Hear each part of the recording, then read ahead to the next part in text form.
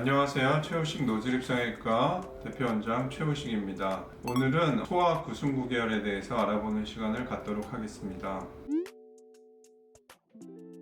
소아 구순구결을 어떻게 정의할 것인가 이야기해야 될 것 같은데요. 제가 지금 소아 구순구결이라고 말씀드리는 기간은 7세 정도, 즉 학교에 들어가기 직전부터 중학교 정도까지 이 구순구결 수술하는 것을 소아 구순구결 수술이라고 정의를 하고 있습니다. 보통 이 나이 때는 성장이 아직 끝나지 않은 시기이기 때문에 원칙적으로는 기다렸다가 성장이 끝난 후에 여자는 대략 만 16세, 남자는 만 18세 이후에 수술을 하라고 그렇게 되어 있습니다. 그렇지만 교과서에도 학교 생활이나 아니면 친구 관계를 형성하는데 크게 어려움을 겪고 스트레스를 굉장히 많이 받는 경우에는 이 시기에도 수술을 할 것을 권하고 있고요. 성장하면서 변형이 추가로 될 수 있다는 것을 충분히 설명을 하고 또 그것을 감안해서 최소한의 조작을 통해서 수술을 하라고 그렇게 되어 있습니다. 저희 병원 같은 경우는 실제로 이 기간 내에 구순구결로 인한 변형 때문에 굉장히 힘들어하는 그런 환자들에게는 적극적으로 수술을 저희는 권하고 실제로 그렇게 수술을 하고 있습니다.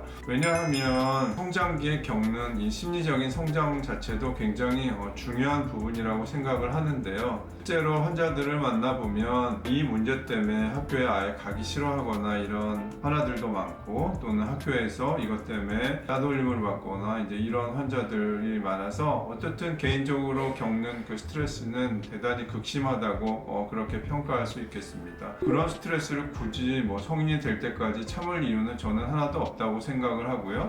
적절한 수술을 통해서 완벽하지는 않더라도 그것을 해결해 주려는 의사의 입장이라고 저는 그렇게 말씀을 드리고 싶습니다. 환자 두 케이스 살펴보면서 간략히 또 이해를 더 돕도록 해보겠습니다.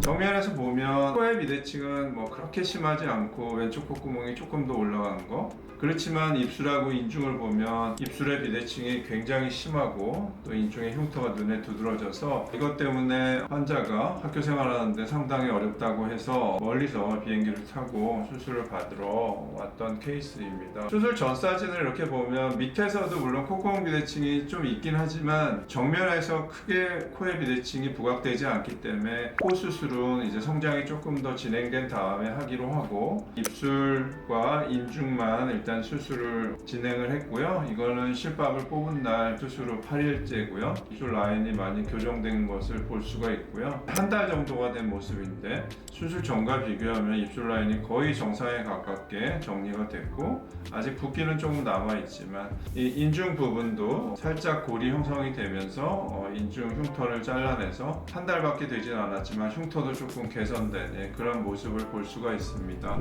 그리고 두 번째 케이스를 한번 살펴보도록 하겠습니다. 이 환자 같은 경우는 정면에서 보면 입술 비대칭은 그렇게 심한 상태가 아니라서 환자가 그렇게 스트레스를 받는 상태는 아니고요. 근데 정면에서 보면 콧구멍 비대칭이 조금 눈에 띄어서 오른쪽 콧구멍이 훨씬 많이 올라가고 왼쪽 콧구멍이 아래로 떨어져 있어서 환자가 이것 때문에 좀 스트레스를 많이 받았던 케이스인데 어른들을 수술할 때 같이 그렇게 아주 공격적으로 코 전체를 박리를 해서 하지는 않고요. 이런 경우에는 가급적이면 코끝 위주로 박리를 해서 수술을 진행을 하고 또 수술하고 나서 수술 후의 모습을 보면 정면에서 거의 대칭이 교정된 모습을 볼 수가 있고 환자도 굉장히 행복해했던 그런 케이스입니다. 성인이 아닌 조금 어린 환자들의 코 수술을 할 때 성장하면서 추가로 변형이 올 수 있는 것을 감안을 해서 가급적이면 박리를 넓게 하지 않고 조직 박리를 최소한해서 모양을 만들어주면 변형도 그만큼 더 적게 오기 때문에 거기에 맞는 테크닉을 적용해서 수술을 하는 것이